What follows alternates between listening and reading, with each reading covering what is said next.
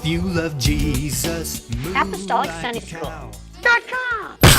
Hello and welcome once again to ApostolicSundaySchool.com. Today we're going to be doing another object lesson. Now, I don't know about you, but occasionally I eat too much. Yep, I do. I hate to admit it, but I eat too much and I feel gross because I've eaten things I shouldn't eat, like nachos and Slim Jims and Cheez-Its. Oh, I love Cheez-Its. Cheez-Its are just the best. Anyway, donuts and Twinkies and Cheez-Its. Okay, I'm getting off topic. Anyway, I know I shouldn't eat them, but sometimes I do it anyway because it just tastes so stinking good. But what is it doing to me? Well, it's going to make me sick if I do it enough. It's definitely going to make me unhealthy. And if I keep doing it, it's going to make me get big. But it's very tempting.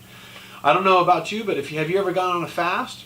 The devil goes out of his way to make those fast days tough. Suddenly everything looks good. I mean, even the gross stuff, like, for me, tomatoes. I hate tomatoes, but when I'm fasting, I could eat a tomato. I'd whoop somebody for a tomato. But on your fast days, those are always the days that someone is extra generous and brings your favorite things like Cheez-Its. And they say, hey, you want a whole box of Cheez-Its? Yeah, they sure wouldn't do that on a day when I'm not fasting. But anyway. But our spiritual lives are not much different from our physical lives. Really. In the same way that eating the wrong things can make our physical bodies unhealthy, eating the wrong things spiritually can do the same thing.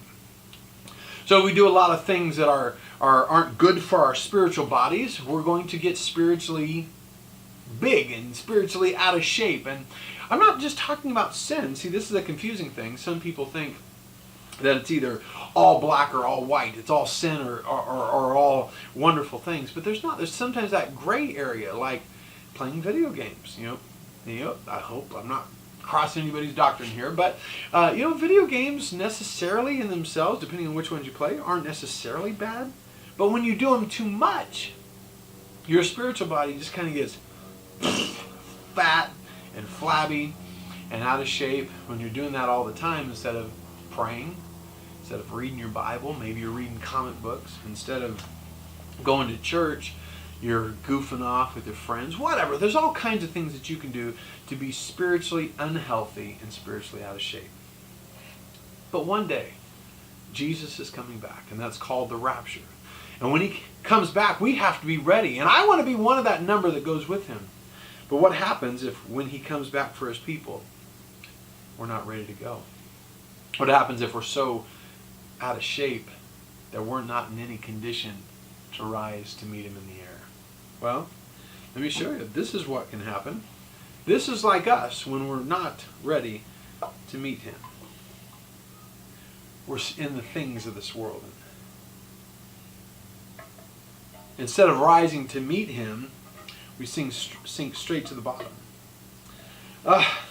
And you're just so out of shape, but sometimes you need to go on a spiritual diet. Yeah, you see what we did there.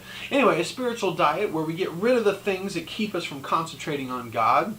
We need to eat the right things spiritually, like our bodies need salad, fish, fruit, chicken, and vegetables. Our spirit needs to concentrate on prayer and going to church, reading our Bibles, being kind to others, being a witness, all of those things. And when we do that consistently, when we keep in shape, when Jesus comes back for his people, this is what's going to happen. We rise to meet him in the air. Doesn't matter how many times you get pushed down, if you stay in shape spiritually, you're going to rise to meet him in the air. Diet. It's slimmed down spiritually. You're ready to go. 1 Thessalonians 4:17 says, Then we which are alive and remain shall be caught up together with them in the clouds to meet the Lord in the air. And so shall we ever be with the Lord. Now, another way you can use this same principle is you can talk about sin. And you go into the world. These two are the same size, same shape.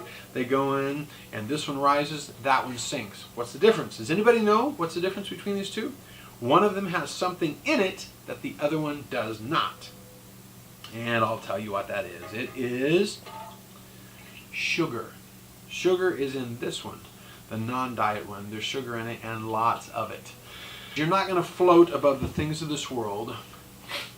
You're definitely not going to rise to meet Jesus if you're full of sin. The diet soda has no sugar. therefore it will rise. Obviously, any type of vessel that contains water and is clear, an aquarium, something like that would work. Diet soda will always rise. Regular soda should, caveat there, always sink, and it usually does. However, out of a 6-pack that I had, some of them, of the regular ones, floated, some of them didn't, which means that there was some buoyancy in there. Maybe more air got trapped in the can than should have been. So just practice. See if you got one that floats, and if not, go buy more. But it should be any type. I just got 7-Up because it was cheap. Diet Coke works, regular Coke, Diet Pepsi, regular Pepsi. Any of that should do the same thing. If you have another application for this same lesson, please let me know. Send me an email, send me a comment, whatever. Just let us know how we can do our Sunday school better. I always want to improve, and I'm assuming that you do as well. That's why you're here. Anyway, until then, God bless you, and happy Sunday schooling to you.